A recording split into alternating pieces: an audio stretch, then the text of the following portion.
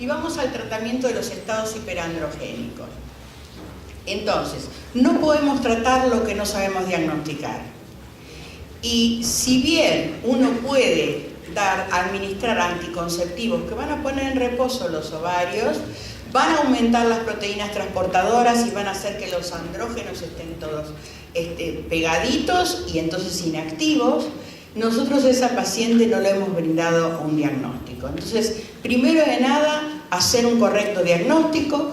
Necesitamos 3 meses de no tomar anticonceptivos y busquen el momento, dialóguenlo con la paciente de que ustedes en algún momento necesitan de ese tiempo que pueden usar otro método anticonceptivo. Bien. Para el tratamiento, ¿quién consulta y por qué consulta? Porque no le voy a indicar un anticonceptivo a la paciente que busca fertilidad. Se va por la puerta, no entra nunca más. Bien. Y las preguntas que yo me hago es el diagnóstico correcto de que es una verdadera enfermedad del ovario poliquístico? ¿Hay participación adrenal? ¿Se han excluido todas las etiologías? Las variantes terapéuticas van a variar según el deseo de fertilidad, si es un hiperandrogenismo con trastornos del ciclo o si es un hiperandrogenismo sin trastornos del ciclo y faltaría agregarle acá ovulatorio, ¿no es cierto?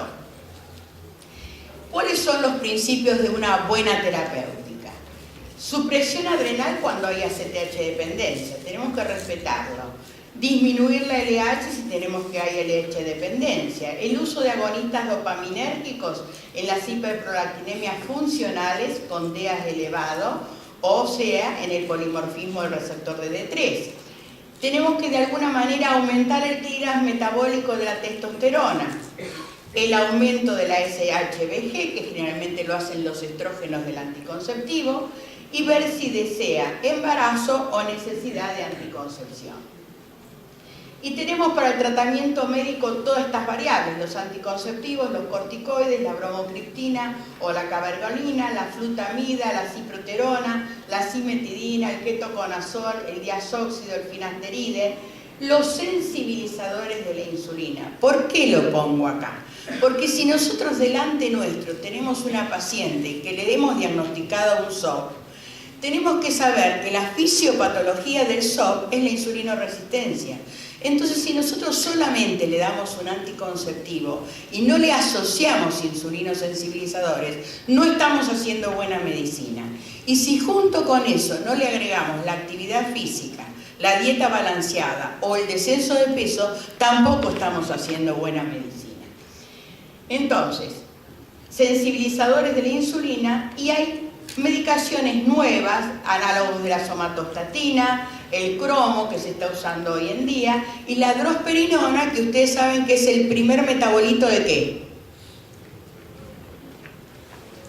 De la espironolactona. El aldactone, muy usado como diurético y no se podía usar en los hombres porque creaba impotencia. Bueno, el primer metabolito es la drosperinona. Por eso que cuando apareció hace muy poquito que el riesgo de la drosperinona traía sobre cardiovascular, yo digo, ¿cómo puede ser que haya riesgo si este medicamento es utilizado por todos los hipertensólogos para darle a sus pacientes cuando tienen que dar 2 y 3 drogas para la hipertensión? Entonces, si ellos cuidan el corazón de los pacientes y este es el primer metabolito después de la espironolactona, debe haber otro tipo de intereses que nosotros no tenemos que manejar.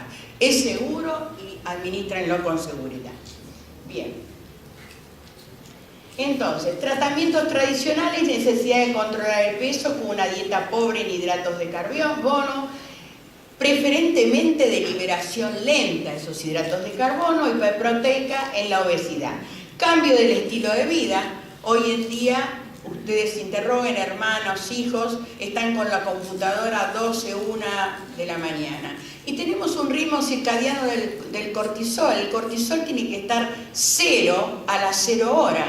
Entonces, si una persona se queda chateando, los padres se quedan tranquilos de que los hijos están en la casa, pero están elevando el cortisol, están dándole el puntapié al síndrome metabólico, a la diabetes y también empeorando su insulinoresistencia.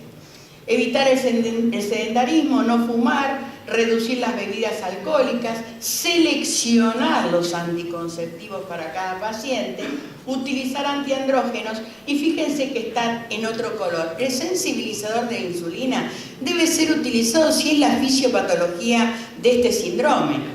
Entonces, ¿a quiénes, qué dosis, cuáles?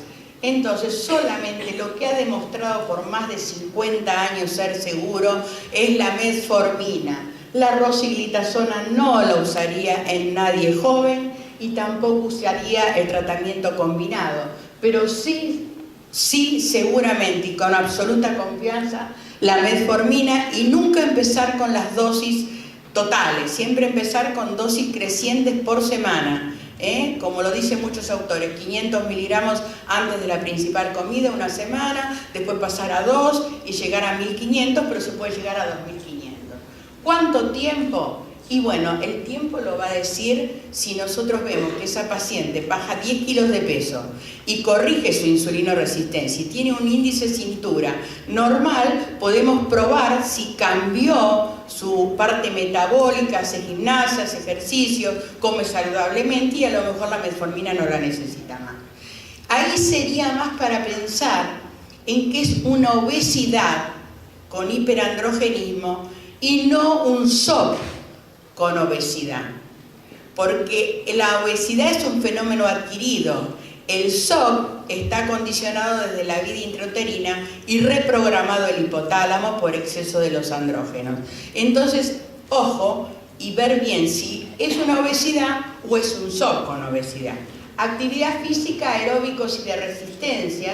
Es muy importante decirle a los pacientes que superen los 30 minutos de caminata. Se bajen ante el subte cuando el subte funciona o del colectivo y hay que adaptar las cosas al paciente. Disminuir la ingesta de grasas, el tiempo de videogame y de computadora, el control del consumo de alcohol. Estas dos cosas han agravado la salud de nuestros jóvenes. Suprimir el cigarrillo en presencia de insulinoresistencia y uso de anticonceptivos con progestágenos que no empeoren la insulinoresistencia, y ante la necesidad de usar progestágenos, progesterona micronizada y abandono dentro de lo posible de la medroxiprogesterona por su acción androgénica, y considerar el uso de los sensibilizadores de la insulina.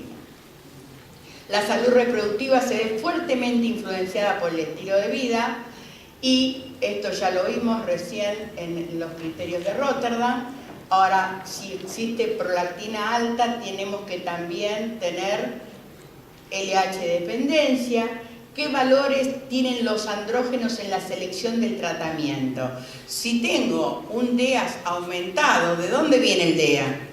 De la suprarrenal, ¿no es cierto? Entonces, por más que yo le dé un anticonceptivo, con el anticonceptivo voy a aumentar las proteínas transportadoras y voy a anular la zona de la hipófisis, ¿no es cierto? Es decir, voy a hacer que los andrógenos estén unidos y inhibir la LH-FSH, pero a lo que viene del adrenal no le hace nada. Ustedes saben que habrán visto el informe de OMA, Homeostasis Model Assessment. Es un cálculo que se hace de acuerdo a la insulina basal y al nivel de glucemia. Pero resulta que O'Sullivan fue el primero que describió esa técnica y lo hizo con un método desarrollado de la insulina. Método desarrollado de la insulina, o sea, radioinmunoensayo. Los argentinos somos tan rápidos que cuando empezamos a hacer los métodos ultrasensibles de la insulina que no mide la proinsulina, dijimos, adaptamos el OMA también. Y el OMA no está descripto, no fue descripto para esta nueva técnica. Entonces, el valor de ese OMA es muy diferente y hay que hacerlo en miles de personas, de testigos normales, para decirlo con esta nueva forma de medir insulina, cuál es el rango normal.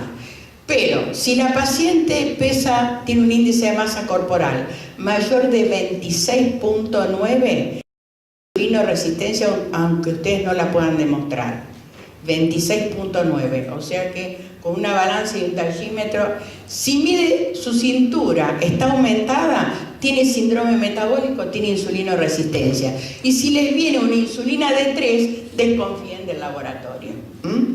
Por último, terminar entonces hiperinsulinemia, insulinoresistencia, tiene una acción sobre la amplitud de los pulsos en la hipófisis y esto hace que en los ovarios aumenta la delta 4 androstenediona. Si ustedes me apuntan con un revólver y me dicen, doctora Moses, díganos cuál es el andrógeno que más la ayuda a marcar que una paciente tiene un hiperandrogenismo.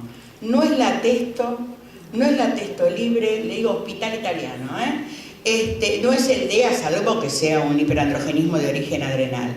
Es la delta 4 androstenediona. Es el andrógeno que más frecuentemente está elevado. Pero cuidado, que la delta 4 viene de dos lugares. Viene de la suprarrenal y del ovario. Pero para ponerle el sello, como nos pide el consenso de Rotterdam, un andrógeno, la delta 4 es muy útil. Aunque tengan un atesto de 0,5. Entonces, recuerden eso. Si la paciente no está tomando anticonceptivos, ayuda mucho la proteína transportadora baja.